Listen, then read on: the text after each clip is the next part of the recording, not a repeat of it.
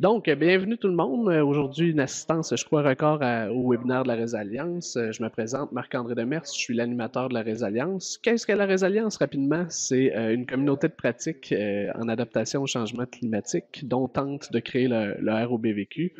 On a trois stratégies pour ça, des communautés leaders, on cherche à développer des outils de transfert de connaissances, partage d'expériences comme cette série de webinaires.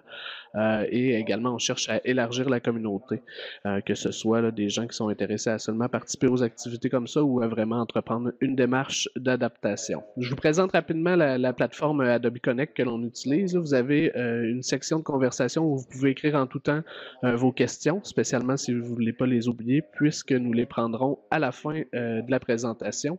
Vous avez également là, une série de liens web là, qui vous renvoient là, à soit à l'infolette de la Résilience où vous pouvez vous inscrire, à la présentation des différents webinaires, le grand forum aussi là, auquel je vous invite à réserver vos dates du 4 et 5 juin prochain, notre chaîne YouTube, les différents événements qui s'en viennent en lien avec l'adaptation au changement climatique aussi sont référencés à cet endroit. Donc, aujourd'hui, trois conférenciers. Je pense que ça va être une bonne formule, autant le monde académique que municipal. Je présenterai Juliette Fournier, étudiante au baccalauréat. Je ne sais pas si Juliette, tu peux dire bonjour à la caméra. Étudiante en géographie, et Thomas Buffin-Bélanger, professeur de géographie. Tous les deux font partie là, du laboratoire de recherche en géomorphologie et dynamique fluviale de l'Université du Québec à Rimouski. Le laboratoire là, développe depuis une quinzaine d'années là, des connaissances sur la dynamique des cours d'eau et utilise ces connaissances-là pour proposer des outils d'aide à la gestion des processus d'érosion et d'inondation. Le jeune garçon que vous voyez ici à l'écran, Simon Claveau, titulaire d'un baccalauréat en géographie de l'Université du Québec à Rimouski également et candidat à la maîtrise en développement régional à la même institution.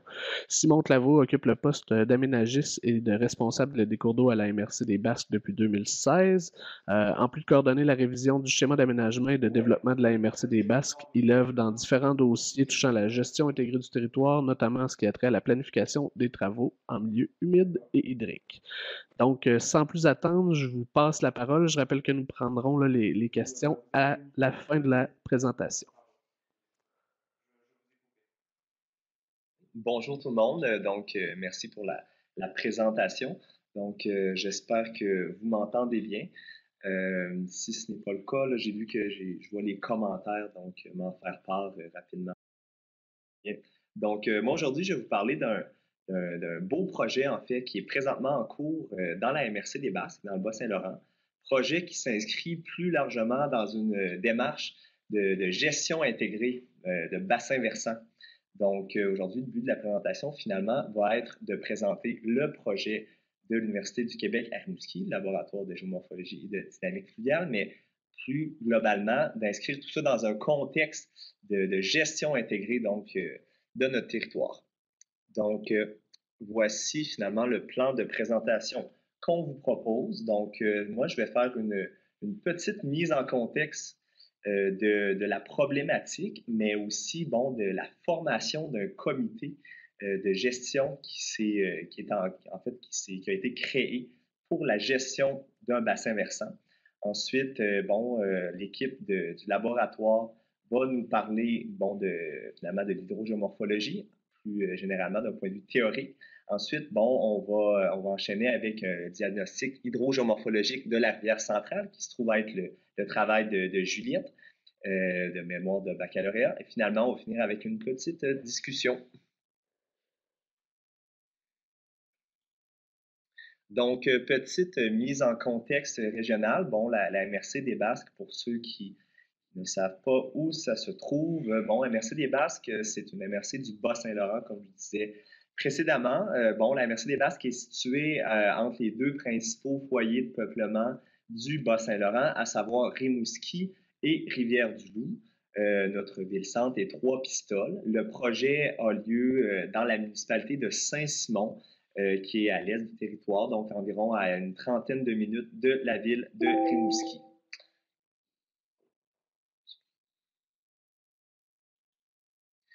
Donc, je vais là avec la description de la problématique. Je vais vous expliquer de où est-ce que le projet est parti. Donc là, je vois Thomas qui fait des tests. Donc, au niveau de la description de la problématique, ce qu'il faut savoir, c'est que, bon, le sujet d'étude, c'est la rivière centrale, plus largement son bassin versant. Depuis longtemps, il y a des problématiques qui sont recensées relativement à l'érosion, tant du lit de la rivière, mais aussi de ses berges. Ici, j'ai fait l'exercice de regarder dans nos archives à la MRC et j'ai trouvé une panoplie de documents sur la dite rivière. Ici, bon, à votre droite, on a une lettre du ministère de l'Agriculture qui fait part finalement de la problématique en 1956 d'érosion du lit et des berges de la rivière centrale et qui mentionne le fait que des études devraient être réalisées pour finalement comprendre cette problématique-là. Donc ça, c'était en 1956. Aujourd'hui, en 2019, on réalise une étude finalement approfondie de tout ça. Donc, ça leur a pris quelques années finalement à réaliser l'exercice. Donc, les principaux enjeux, vous l'avez deviné, c'est des enjeux qui découlent principalement de l'aléa érosion. Donc, on a aussi bon, des cas d'inondation, mais aujourd'hui, on va plutôt parler vraiment de l'érosion. Donc, la problématique que je vous décris là, c'est vraiment en regard des préoccupations des riverains. Donc, c'est-à-dire, finalement, c'est le risque perçu par les propriétaires fonciers riverains à la rivière. Donc, principale problématique, on a la perte de terres arables. Donc, il faut savoir que c'est un bassin versant très agricole. Donc, on a beaucoup de producteurs agricoles, bon, différentes cultures céréalières, qui cultivent le long des rives de la rivière centrale. Et on a des pertes finalement de superficie cultivable parce qu'on a finalement, on a des décrochements de berges. On a aussi, d'un point de vue de la sécurité civile, on a des infrastructures le long de la bande riveraine qui sont menacées, si on veut, par l'érosion des sols.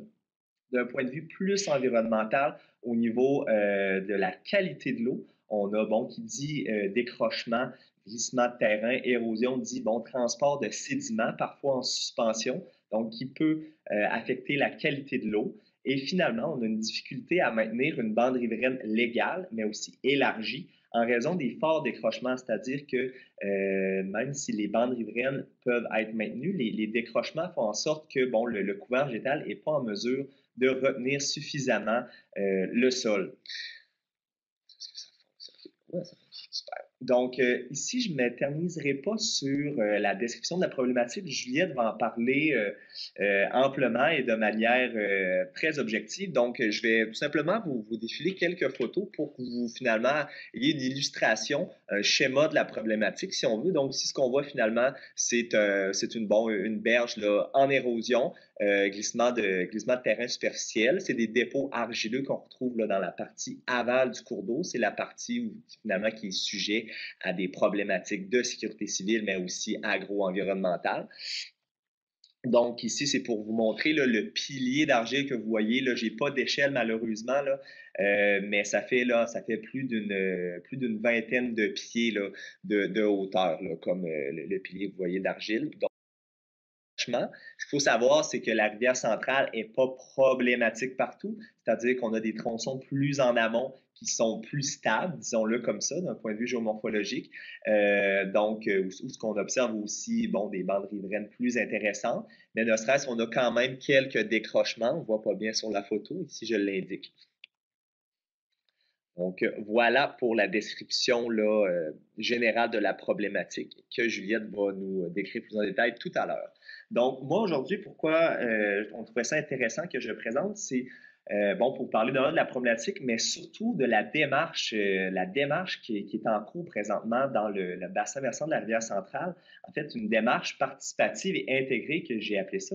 En fait, on a formé un comité de gestion du bassin versant en question, le bassin versant de la rivière centrale. Donc, aujourd'hui, je trouvais pertinent de vous faire une petite historique, finalement, de la formation du comité de travail.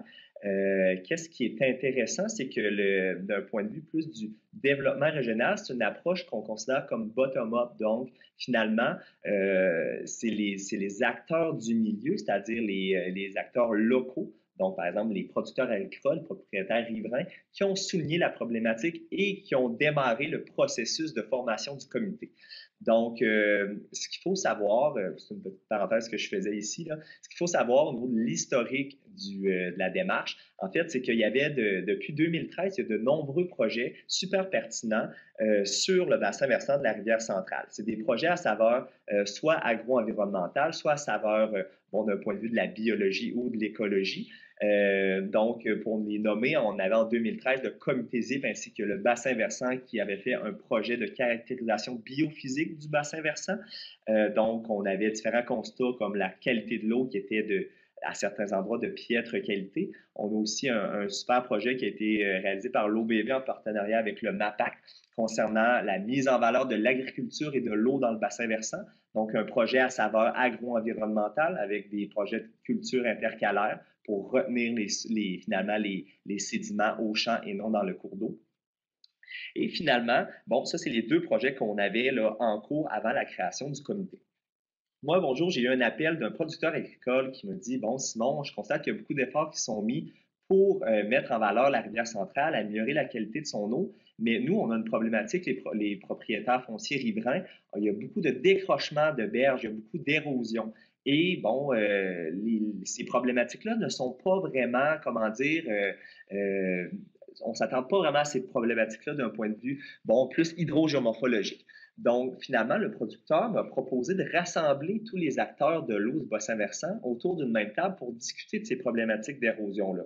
Donc, tous les acteurs de l'eau, on avait, bon, les citoyens, mais on avait aussi, bon, le MAPAC, on avait l'organisme de bassin versant, on avait des groupes agro-environnementaux. Donc, finalement, on s'est attardé sur la problématique d'érosion. Puis on est venu à la conclusion qu'avant de s'attarder à la problématique, c'est-à-dire en aménageant des ouvrages, par exemple, de stabilisation des berges, par exemple, on serait mieux de comprendre finalement le processus érosion avant d'intervenir. Donc là, d'où l'idée est venue finalement de contacter l'UQAD, d'élaborer un partenariat pour avoir une expertise hydrogéomorphologique, c'est-à-dire on voulait finalement un éclairage sur la situation, un éclairage qui est objectif scientifique sur la situation. Donc, finalement, ce qui a fait en sorte que l'UQAR a accepté le partenariat. Donc, on a un comité qui s'est mis en place. Comité, j'aime ça l'appeler un comité intégré et participatif. Comité intégré, pourquoi? Parce que c'est multidisciplinaire. On a des biologistes, on a des agronomes, on a des géographes, mais aussi on a des citoyens. Donc, on a un producteur agricole et on a aussi une citoyenne riveraine qui n'est pas productrice agricole, mais qui a une infrastructure sur le bord de la rivière et qui, bon, est préoccupée par les enjeux de sécurité civile. Donc, finalement, c'est un comité qui vient avoir un point de vue global sur la gestion finalement. Et au centre de tout ça, présentement, se trouve l'UQAR avec son étude sur le diagnostic hydrogéomorphologique de la rivière centrale. Donc, les principaux mandats, finalement, je vous en ai parlé de la rivière centrale, c'est la gestion intégrée du bassin versant, donc multidisciplinaire, et d'assurer le suivi des préoccupations, donc dans le bassin versant, donc préoccupations géomorphologiques, préoccupations agro-environnementales, préoccupations des citoyens, donc sécurité civile, mais aussi des dossiers municipaux comme le suivi des installations septiques ou des travaux de drainage. Et finalement, c'est de diffuser les connaissances acquises à la population pour que finalement tout le monde puisse profiter de ces connaissances-là. Donc, il me reste peu de temps avant de vous passer la parole à Juliette, finalement, juste pour vous finir sur la composition du comité. Donc, le comité actuellement est formé de groupes agro-environnemental, de citoyens, du laboratoire de recherche, de la MRC des Basses qui chapeaute l'ensemble de la démarche, du MAPAC et de l'organisme de bassin versant. Donc, sans plus tarder, je vais vous parler de la suite des choses avec Thomas qui va nous parler d'hydrogéomorphologie. Oui, bonjour tout le monde. OK, fait que moi, ma partie, c'est de vous parler un peu de l'hydrogéomorphologie. Qu'est-ce que c'est? Quel genre d'éclairage on peut apporter ou on pouvait apporter dans le cadre de la problématique identifiée par Simon. Je vous présente ici un diagramme classique qu'on commence à présenter pour bien camper ce qu'est l'hydrogéomorphologie. L'idée de l'hydrogéomorphologie, c'est d'apporter un éclairage sur trois composantes essentielles là, de la dynamique fluviale: la structure des écoulements, le transport des sédiments, puis la morphologie. Chacune de ces composantes-là pouvant être décomposées, si on veut, en sous-composantes à différentes échelles. Si on prend la structure de l'écoulement, par exemple, que vous avez en haut, vous voyez la turbulence, hydrogramme de crue, régime hydrologique, trajectoire hydrologique. C'est des échelles de temps et d'espace qui varient. Donc, l'idée de l'hydrogéomorphologie, ou l'objectif de l'hydrogéomorphologie, c'est d'apporter un éclairage en caractérisant ces composantes-là. Je vous donne un exemple rapide. En identifiant, par exemple, en fait, l'intérêt de l'hydrogéomorphologie, c'est d'avoir une information sur les composantes, mais aussi sur les interactions qui existent entre ces composantes-là.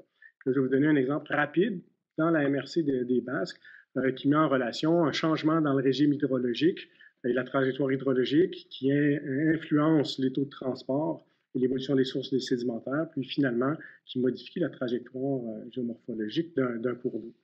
Le cas dont je vais vous parler, c'est le ruisseau de la Bonhomme-Morancy, que certains d'entre vous connaissez déjà. Donc, c'est un cours d'eau qui était relativement tranquille, comme celui-là, une faible pente, des berges bien végétalisées, qui a subi dans les années 70 une modification importante du régime hydrologique.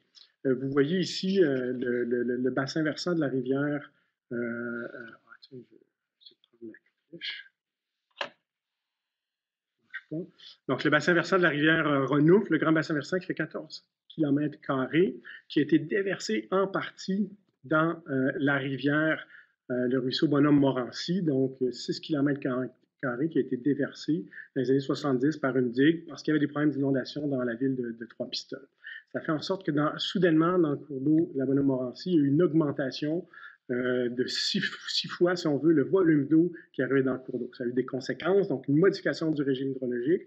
Ça a eu des conséquences sur le transport des sédiments puis l'évolution de la morphologie. Voici à quoi ressemblait le ruisseau Bonhomme-Morancy au début des années 2000. Une incision massive dans des dépôts argileux, sableux-argileux, des décrochements de berges aussi, avec des arbres qui tombaient dans le cours d'eau.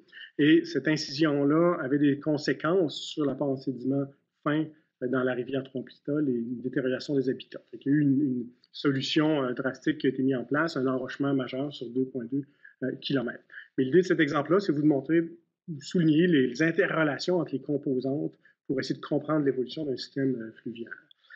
L'hydrogéomorphologie est une série d'outils. Voici un exemple d'outils qui peuvent être utilisés à la fois pour faire une reconnaissance géomorphologique du cours d'eau, pour déterminer sa trajectoire et éventuellement anticiper l'évolution de cette trajectoire-là dans le temps. Une série d'outils, Juliette va en présenter quelques-uns, mais l'idée de l'hydrogéomorphologie, c'est d'avoir un éclairage, mais aussi une gamme d'outils qu'on peut utiliser là, pour faire cet éclairage-là. Je remets le comité ici pour montrer que nous, ce qu'on va apporter, c'est vraiment cette idée d'éclairer la composante hydrogéomorphologique du ruisseau de la rivière centrale. Et ça se fait, il y a plusieurs façons de le faire. Dans ce cas-ci, ça s'est fait par le biais d'un mémoire de bac que Juliette a fait. Mémoire de bac, c'est un projet de deuxième, troisième année du baccalauréat qui se déroule sur 2 ou 3 sessions. Qui implique des crédits, mais qui implique aussi de l'accueil de données, de l'analyse, puis la rédaction d'un rapport. Puis Juliette est en train de finaliser son rapport. Donc, il y a une série de résultats qui sont préliminaires pour l'instant, et tous les commentaires seront les bienvenus pour améliorer éventuellement le rapport. Voilà, fait que je prête la parole à Juliette maintenant. Donc, pour bien comprendre la problématique, on a fait ce qu'on appelle un diagnostic hydrogéomorphologique de la rivière. Puis, pour ce faire, on avait 3 parties à ce diagnostic-là. Premièrement, analyser le tracé fluvial. Donc, de regarder de l'amont vers l'aval, c'est quoi les différents éléments qu'on rencontrait. Par exemple, les berges en érosion, les sandbacs de bois mort ou les seuils. Ensuite, on a fait le profil en long. Donc, ça donne la pente du cours d'eau, encore une fois, de l'amont jusqu'à l'aval. Puis finalement, ces 2 informations-là nous ont permis de faire une segmentation fluviale, donc de séparer le cours d'eau en 3 parties et d'établir la zone à risque dont on parle depuis le début, là où il y a des glissements de terrain.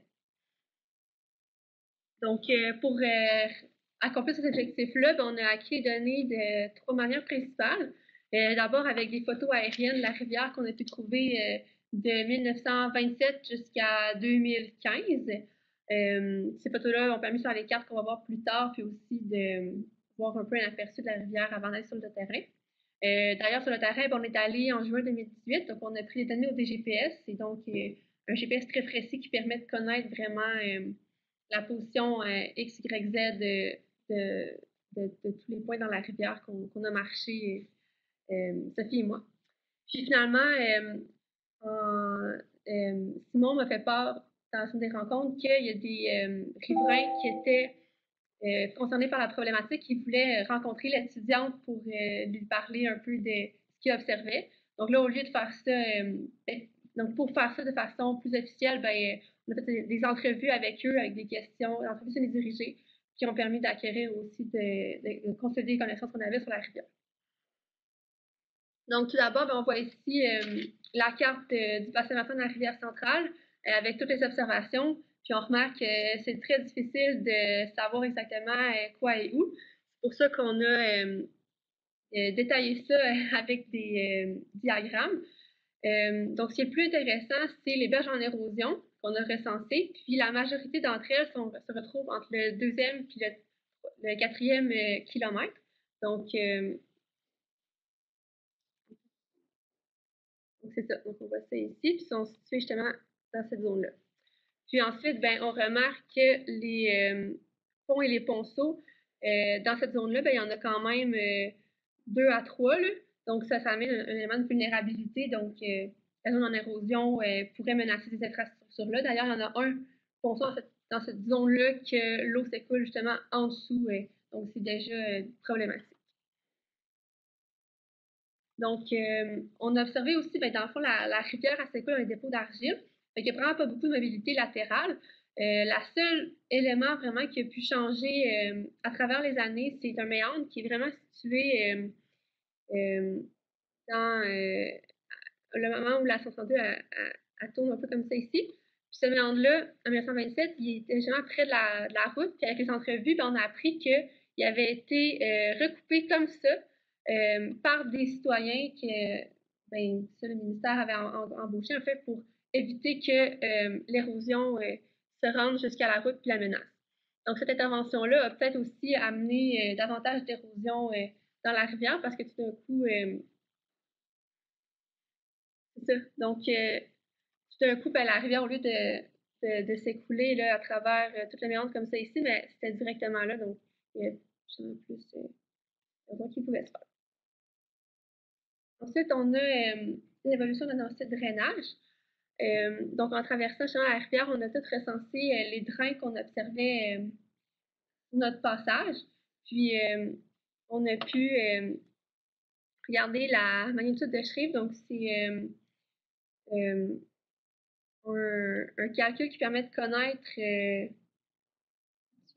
la densité de drainage. Donc, c'est ça. Donc, à chaque fois que le cours d'eau rencontre un tributaire, on additionne le nombre. Donc, on tombe par exemple à 2, puis ensuite il y en a un autre à 3, etc. Donc, dans la rivière centrale, si on compte juste les tributaires, on obtient un chiffre de 12. Puis quand on inclut les drains, donc chaque drain étant un peu vu comme un tributaire, on obtient 24. Donc, la réponse hydrologique, si on tient compte des drains, elle va vraiment augmenter. Donc, le pic de crue va se donner beaucoup plus rapidement, de façon beaucoup plus intense, après un événement de précipitation, par exemple. Donc, ça va, encore une fois, peut-être accentuer la problématique d'érosion. Il y a aussi l'élément utilisation du sol qui va jouer sur la réponse hydrologique. Donc, dans le bassin versant 63, on remarque que il y avait un bassin versant principalement agricole avec des zones forestières puis un tout petit périmètre urbain juste ici. Fait que si on compare 1963 avec 2015, on remarque principalement des changements au niveau des sols agricoles. Donc en vert, comme ici, c'est les zones qui étaient agricoles en 1963 qui sont devenues forestières. Donc ça, par contre, ça a l'effet inverse qu'il y a tout à l'heure. Donc quand on a juste des terres agricoles, la réponse hydrologique va être beaucoup plus rapide. Quand on a plus de terrain forestier, il y a plus d'infiltration de l'eau. Donc l'eau ne va pas nécessairement directement dans la rivière. Donc ça permet d'espacer la réponse puis de diminuer un peu la problématique d'érosion. Ces deux effets-là, ils pourraient peut-être être compensés l'un à l'autre. Mais là, on voit ici le profil en long qu'on a pris au DGPS. Donc là, on a les seuils donc, qui sont dans cette zone-là de 2 à 4 km. Puis, le méandre coupé que j'ai parlé précédemment, il est ici. Puis, ben, on remarque quand même un changement de pente à peu près au niveau du 3e kilomètre. Donc, c'est pas mal d'éléments importants à remarquer. Puis là, ben, ce profil en long-là permet. Ça coupe beaucoup le son, image, difficile de suivre. OK. En tout cas, s'il y a d'autres problèmes, on essaiera d'améliorer la situation, mais on va continuer. Donc, à partir de toutes les informations précédentes, on a séparé le profil de la rivière centrale en trois tronçons. Le tronçon à risque ici, c'est le kilomètre 2 à 4, on a vu précédemment, où il y a la majorité des berges en érosion. La partie kilomètre, de l'embouchure jusqu'au kilomètre 2, ben, c'est la partie qui est plus stable, c'est ça. Puis la partie en amont en bleu. Donc là, j'ai quelques photos de la rivière dans chacune des différentes parties. On voit un peu aussi de quoi ça avait l'air notre terrain. Donc la tronçon critique est ici. Mais là, tantôt, souvent, il n'y avait pas d'échelle. Mais là, ici, on voit que je suis toute petite puis que la berge est très, très haute en argile comme ça. Puis c'est dans cet endroit-là, justement, que le glissement de terrain se produit. Donc, c'est quand même impressionnant, surtout qu'en amont, ben, la rivière, elle n'a pas du tout l'air de la zone critique. C'est un cours d'eau qui est très, très peu large, puis qui est vraiment calme. Là, donc, c'est quand même assez impressionnant, justement, de voir cette zone-là. Donc là, dans la rivière, Je vais embarquer. En fait, l'intérêt je vais peut-être compléter ici, l'intérêt des observations de Juliette, c'est de faire ressortir, de la même manière que le modèle qui est présenté ici, d'évolution des cours d'eau linéarisés de Simon-Loeb, ben, une transition de l'amont vers l'aval, vers des styles fluviaux plus calmes, plus dynamiques, puis éventuellement plus calmes. C'est ce que vous avez ici dans ce modèle-là.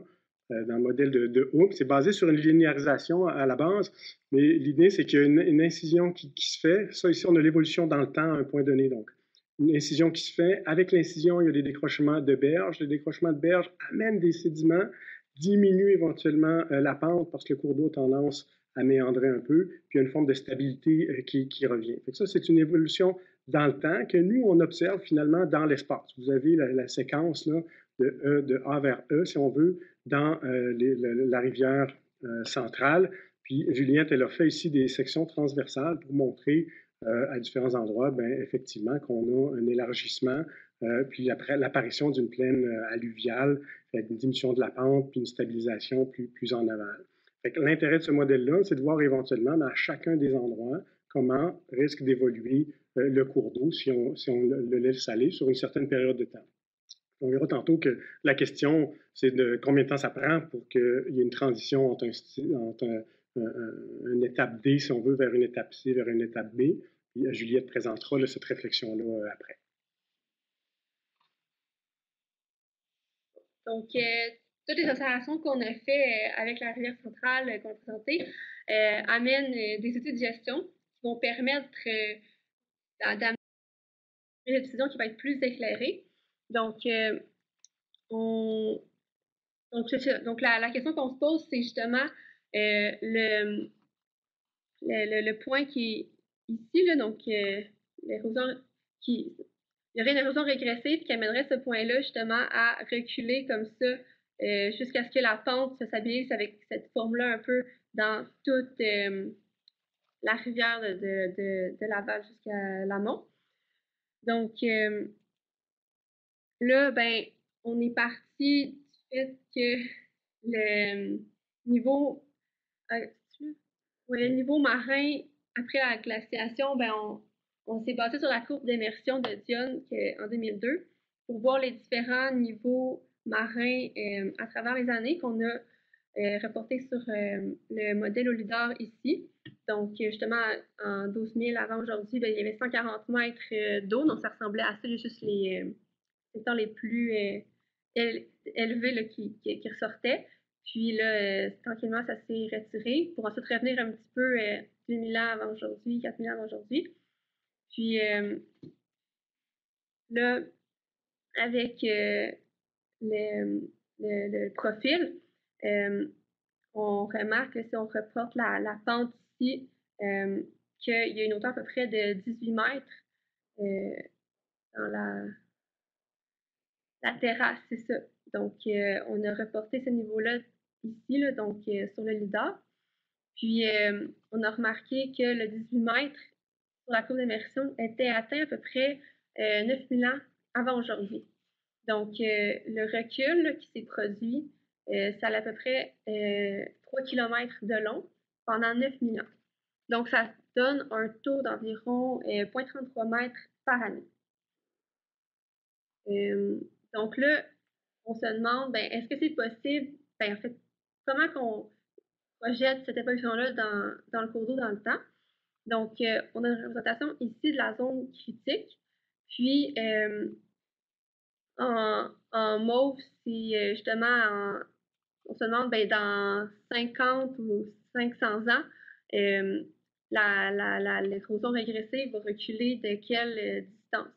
Donc, on a ici le profil, donc là, c'est assez peu en 50 ans, puis encore assez peu également en 500 ans. Donc, en mauve, ici, on voit sur la rivière, ça ressemblait à quoi? Par contre, comme on a parlé, ben, le cas de recul, donc, avant l'installation humaine, puis avant l'agriculture, c'était toutes des forêts, puis à cette époque-là, ben, ça devait être beaucoup moins pire, ce phénomène-là.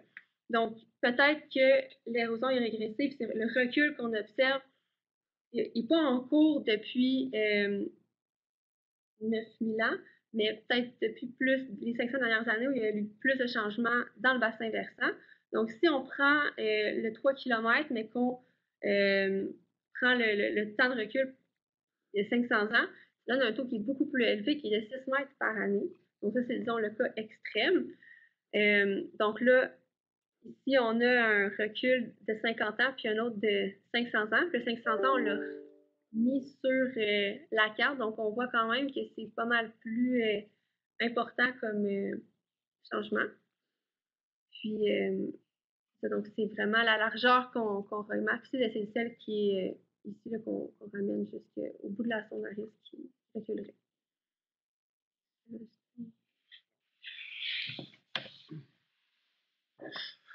Parfait. Fait que je vais compléter la portion de discussion. Ce que Juliette vient de nous présenter, c'est une réflexion sur un des moteurs, finalement, de l'érosion régressive, qui est la fluctuation du niveau de base. Puis là, elle est arrivée avec deux scénarios.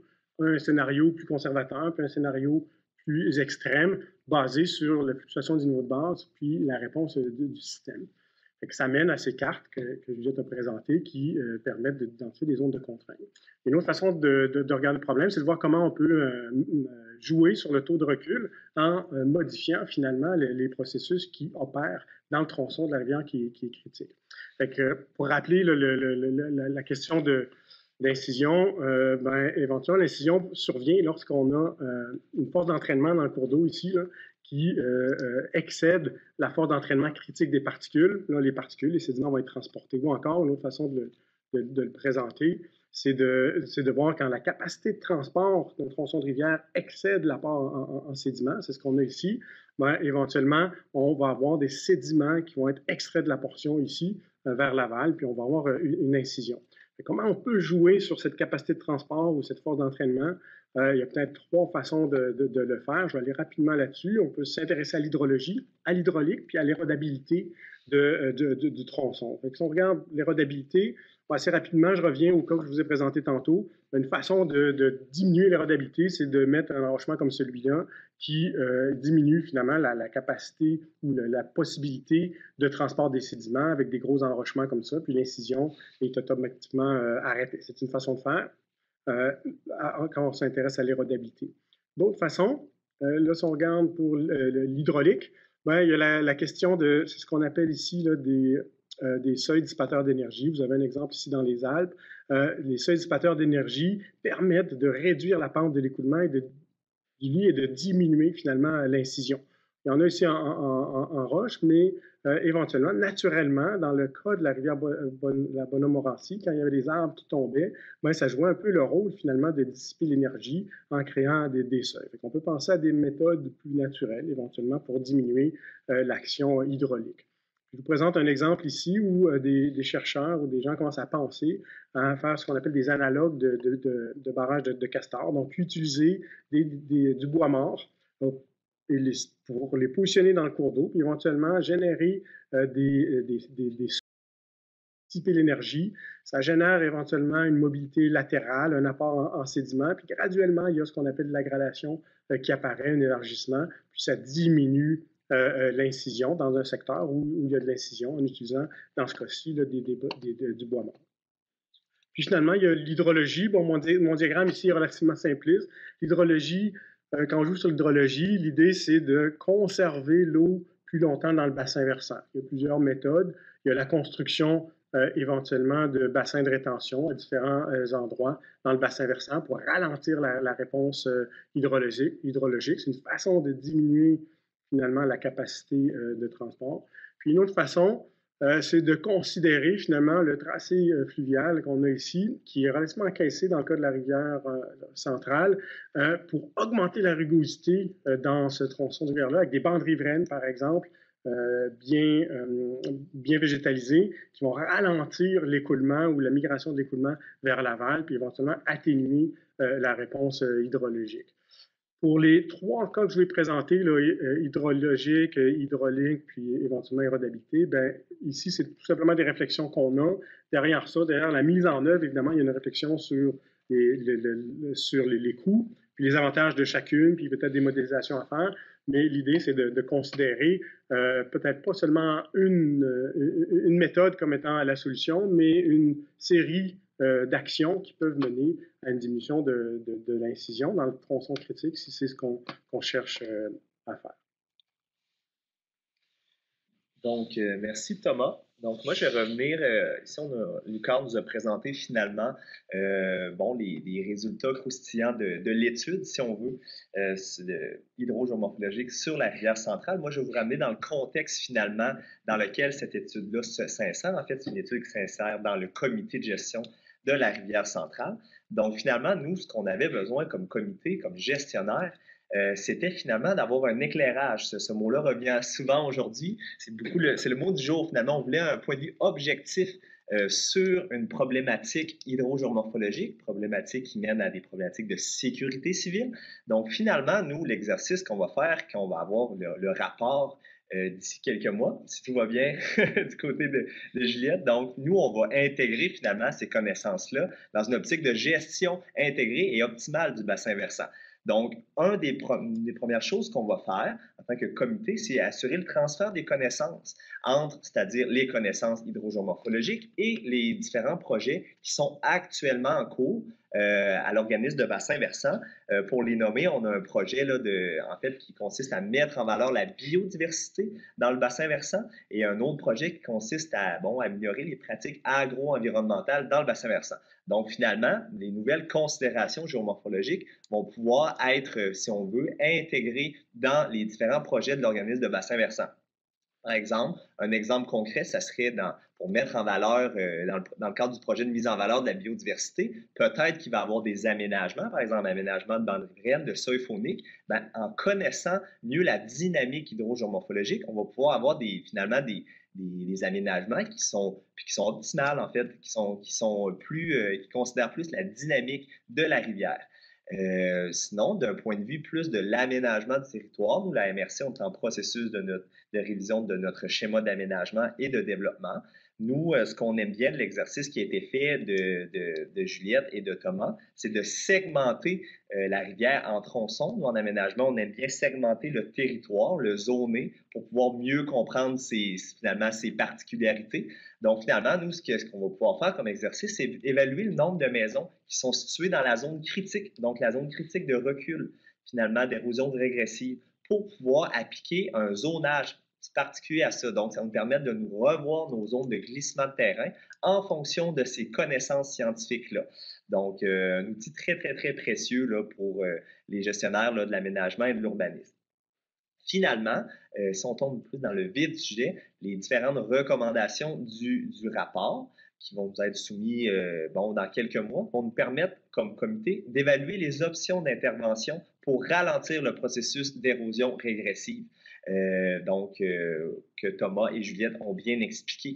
Donc, on a vu tout à l'heure qu'il y a différentes options qui s'offrent à nous. On peut travailler sur la rugosité, donc sur l'hydraulique, c'est-à-dire qu'on peut intégrer, par exemple, du bois mort pour jouer sur, comme je le disais, sur la rugosité, limiter l'érosion du lit, donc l'incision. Mais aussi, on peut jouer sur la réponse hydrologique, sur l'hydrologie. Donc, c'est sûr que plus il y a des travaux de drainage des petits cours d'eau agricoles qui se font, plus ça va amplifier la réponse hydrologique du cours d'eau. Donc, il y aurait de la sensibilisation qui pourrait être faite auprès des producteurs agricoles sur l'idée de ne pas nécessairement drainer systématiquement tous les fossés agricoles. Donc, il y a un travail qui pourrait être fait de ce côté-là. Et finalement, pour la suite des choses, en tant que gestionnaire des cours d'eau et aménagiste, moi, j'aimerais bien voir une poursuite du partenariat. J'imagine que le comité aussi aimerait bien voir ça. En fait, on aime bien l'idée d'intégrer du bois mort là, pour jouer sur la problématique d'érosion régressive. Donc, il faut dire que ça serait un projet d'intégration de bois mort. Ça serait un projet qui serait avant-gardiste. Thomas, corrige-moi si j'ai tort, à l'échelle du Québec. Donc, un projet novateur là, de pratique, là, si on veut, là, environnementale et de sécurité civile. Donc, nous, on aimerait bien être avant-gardiste à ce niveau-là et étudier la faisabilité de l'intégration du bois mort. Donc, intégrer du bois mort, ça nécessite différentes considérations de l'ordre du génie civil, de l'hydrologie, de l'hydraulique, de l'hydrogéomorphologie. Donc, on aimerait poursuivre un éventuel partenariat pour mettre en place un projet novateur d'intégration de bois mort pour diminuer une problématique d'érosion régressive. Donc, moi, ça fait le tour de mon côté. Je passerai la parole à Thomas. On termine là-dessus. En fait, moi, je renchéris sur l'intérêt de collaborer avec la MRC. Oui. C'est une belle façon de mettre en valeur les connaissances qu'on développe au laboratoire, puis de former du personnel hautement qualifié comme Juliette, qui développe les techniques, les modèles un peu théoriques en lien avec la dynamique des cours d'eau. Puis effectivement, la mise en place de bois mort dans les rivières pour stabiliser, à ma connaissance, ça n'a pas été ou peu fait au Québec. Ça a été fait des fois pour créer des habitats, des seuils par exemple, pour créer des moules ou des fautes profondes, mais pour jouer sur la problématique j'ai pas de connaissance que ça a été fait. C'est quelque chose qu'on aimerait éventuellement explorer avec la MRC. C'est ce qui termine notre présentation. Je vais reculer l'ordinateur. On est prêt à répondre à toutes les questions et vos commentaires sont les bienvenus. Merci à Marc-André pour l'organisation du webinaire. Ben, merci beaucoup à vous. Je laisserai là, quelques minutes aux gens là, pour réfléchir à leurs questions et éventuellement les écrire dans la barre de conversation. Moi, j'ai fait mon exercice en vous écoutant un peu, puis j'en ai retenu là, grosso modo une pour chacun d'entre vous, que j'espère donc vous trouverez intéressant. J'étais curieux par rapport à Juliette, le travail que tu as fait sur le terrain, là, la portion des entrevues. Tu as donné un exemple de valeur ajoutée là, à faire ces entrevues-là dans votre démarche concernant là, la découverte là, du méandre qui a été éliminé. Est-ce qu'il y a plus à dire sur cette valeur ajoutée-là d'entrevue? Pour Simon, maintenant, ma question, c'est concernant le comité, sa composition puis son rôle. Là, t'as mentionné des citoyens. Je me demandais, comment vous aviez réfléchi là, à la représentativité là, un peu au sein de ce comité-là, où ça a été vraiment ceux qui se sont présentés étaient les bonnes personnes. Et finalement, concernant là, tout ce qui est utilisation du bois mort, pour avoir discuté là, avec d'autres communautés de la résilience qui aimeraient ça aussi souvent retenir de l'eau en utilisant différentes techniques, peut-être celle du bois mort, mais il y a toujours avec la MRC l'obligation de libre circulation de l'eau. Est-ce que c'est pour cette raison que vous envisagez un projet pilote ou est-ce que vous avez déjà eu des flags qui se sont levés à ce sujet-là? Donc, je vous laisse répondre. Puis vous êtes libre par la suite de prendre les questions là, dans la barre de conversation. Okay. Par rapport aux entrevues, Ouais, on a eu l'information sur le méandre, mais c'était aussi un peu pour comprendre la perception des riverains envers la rivière. On n'a pas beaucoup parlé de ça dans l'argumentation d'aujourd'hui, mais on a quand même aussi fait une segmentation. On a regardé la perception des riverains, dépendamment de s'ils habitaient dans la zone à risque ou dans la zone plus amont. Puis ça nous montrait un peu les différences de perception entre les deux, puis c'est quand même intéressant de le remarquer. Il y avait une question aussi qui demandait c'était quoi qui ferait, qu'est-ce qui ferait, qu'est-ce qui permettrait de réhabiliter la rivière selon eux s'il y avait un budget illimité. Cette question-là a vraiment aidé à comprendre qu'est-ce que une rivière en santé représentait pour eux. Puis leur représentation de la rivière en santé va nous permettre, lors d'une présentation citoyenne en mars, de l'opposer un peu à la vision peut-être scientifique de la rivière pour les amener à peut-être évoluer dans leur conception, puis en acceptant, là, je voyais une question sur l'acceptabilité sociale, en tout cas, mais de comprendre comment ils perçoivent la rivière va nous aider à mieux transmettre le message qu'on veut leur transmettre lors de la présentation. Oui, je rajoutais au niveau de la spatialisation de la représentation est importante, surtout dans la mise en œuvre d'actions, parce que ça veut dire qu'il y a des gens en amont, par exemple, qui ne voient pas la rivière comme étant une rivière où il y a des problèmes d'érosion, mais doivent comprendre que dans certains secteurs, il y a ces problèmes d'érosion-là. Fait que au niveau du message véhiculé pour chacune des actions, c'est important que l'ensemble des citoyens aient une bonne connaissance de la dynamique du cours d'eau puis de sa spatialisation. Fait que de reconnaître ou d'identifier qu'il y a une spatialisation dans la représentation, ça permet de mieux orienter le message en fonction des zones là, dans le bassin versant. Oui, donc pour répondre à ta première question, Marc-André, concernant la représentativité du comité de la rivière centrale. Nous, en fait, j'ai fait ça vite, là, mais le comité de la rivière centrale, au départ, c'était pas supposé être un comité de gestion. Ça s'est fait naturellement, en réalité. Au début, on voulait tout simplement discuter des enjeux associés à la rivière centrale et son bassin versant avec le plus d'acteurs possible que ça l'intéressait. Puis bon, on avait différents experts des ministères et groupes agro-environnementaux et tout ça, mais on avait un producteur agricole, une citoyenne. Par contre, quand le comité s'est élargi en intégrant l'UQAR, on s'est dit, OK, là, il faudrait inviter là, plus de citoyens. Donc, il y a des lettres qui ont été adressées à l'ensemble des propriétaires fonciers riverains. Malheureusement, j'ai eu peu de réponses, là.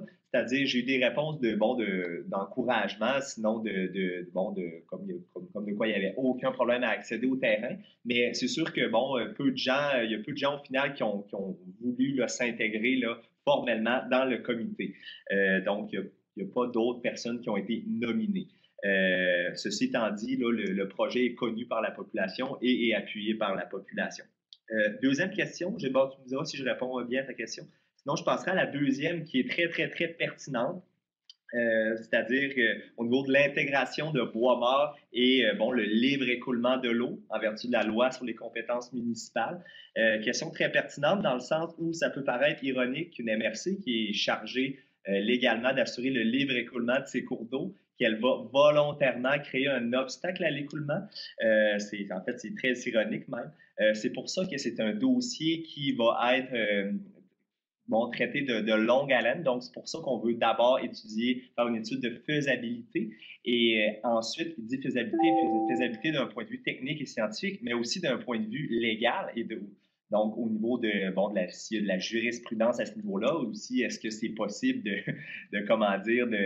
dévier de la loi sur les compétences municipales? Donc, il va y avoir beaucoup de pourparlers avec les différentes autorités à ce sujet-là. Donc, comme je le disais, c'est un projet qui est novateur. Donc, puis aussi le troisième aspect, c'est d'un point de vue environnemental, donc d'un point de vue des autorisations auprès, par exemple, du ministère de l'Environnement, ministère Forêt, Faune, Parc. Donc, il va y avoir aussi beaucoup de pourparlers avec ces gens-là pour pouvoir mettre tout ça en place. Et finalement, on a les citoyens, en fait. Les citoyens vont devoir, les propriétaires riverains vont devoir accepter le fait qu'on crée des obstructions.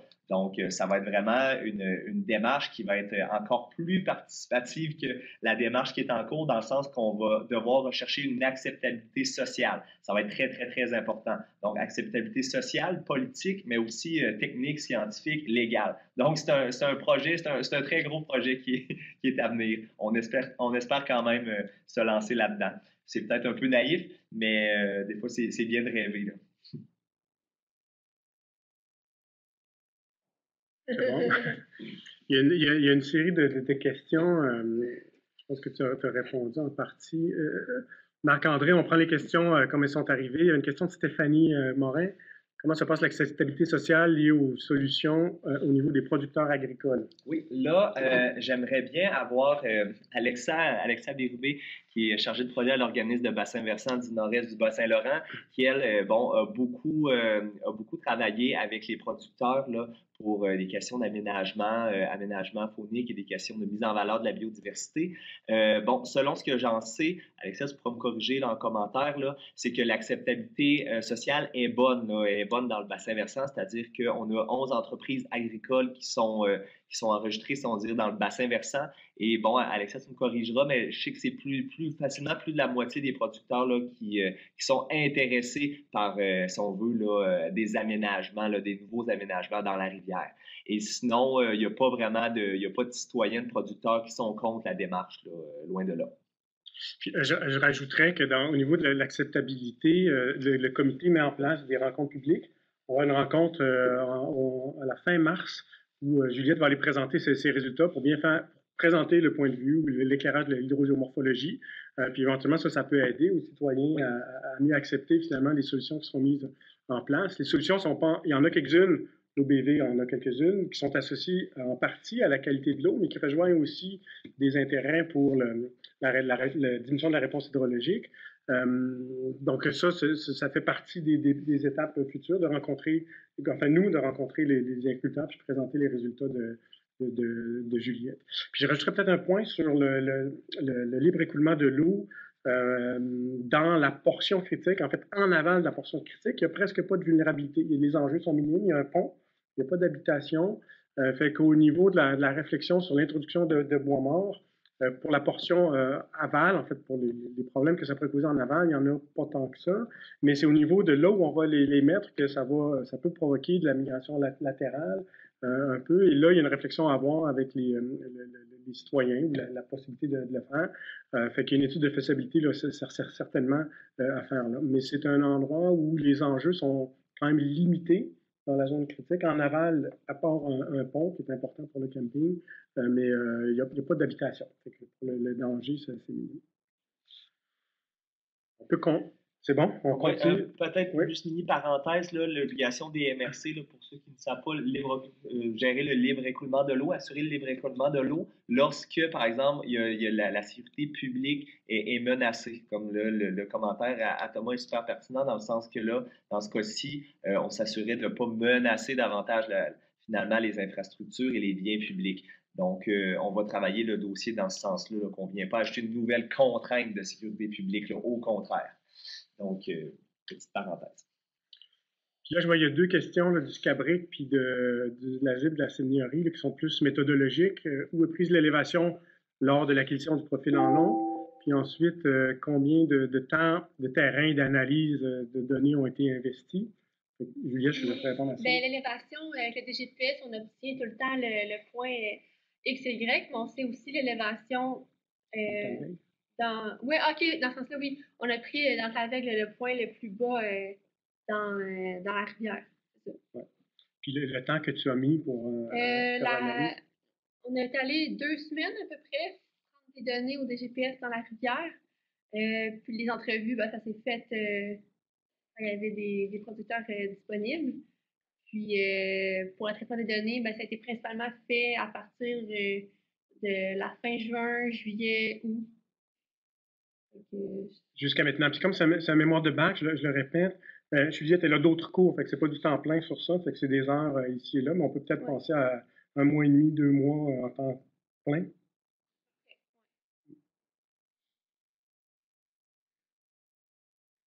constate que le sujet est populaire, beaucoup de questions. Là, j'essaie de voir. C'est intéressant.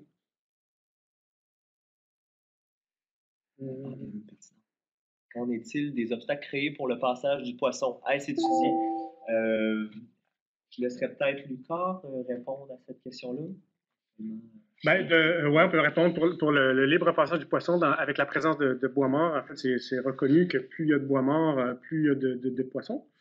En fait, plus il y a une biodiversité importante, autant en quantité qu'en diversité. Fait que la présence de bois mort dans les rivières n'est pas limitante au niveau du passage. Évidemment, ça dépend quel genre d'infrastructure on met en place, mais des bois morts qui sont positionnés dans lesquels l'eau s'écoule ne devraient pas poser problème.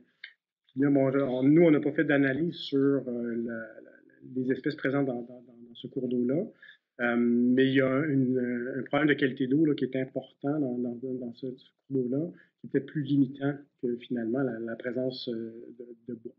Ça, c'est à vérifier, mais les études montrent que la présence de bois dans les rivières n'est pas limitant comme on a tendance à le penser pour le passage des poissons.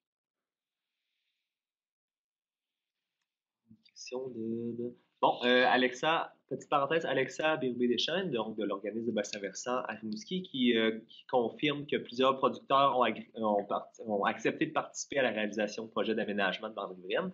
Ensuite, on a Stéphanie Morin. Bonjour Stéphanie, qui, super intéressant. Est-ce que la perte de terres agricoles liée à la migration latérale sera compensée d'une quelconque façon?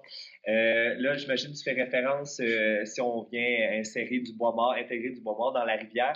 Oui, ça sera tout à fait, là, ça sera un autre aspect du projet qu'il faudra considérer. Ça va se négocier aussi avec le MAPAC, qui a déjà eu des programmes de compensation. Je ne sais pas s'il y a des gens du MAPAC ici là, qui pourraient me corriger, mais il y a déjà eu des projets de compensation pour la perte de terres agricoles. Donc, compensation financière. Donc, oui, c'est sûr et certain que ça va être étudié. Là. Comme je disais, il faut vraiment une acceptabilité sociale là, qui est plus que maximale là, pour enclencher un tel projet. D'où l'intérêt de l'étude de faisabilité. Je ne sais pas si ça...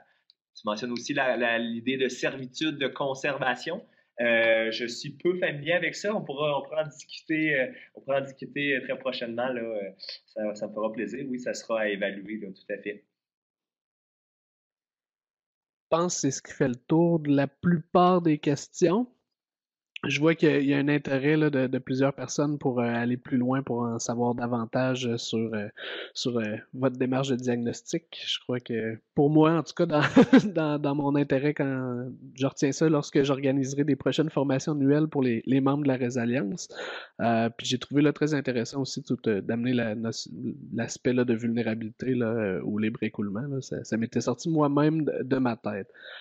J'aimerais là, vous souhaiter bonne chance dans la suite de votre démarche. Un grand merci encore là, pour votre participation aujourd'hui.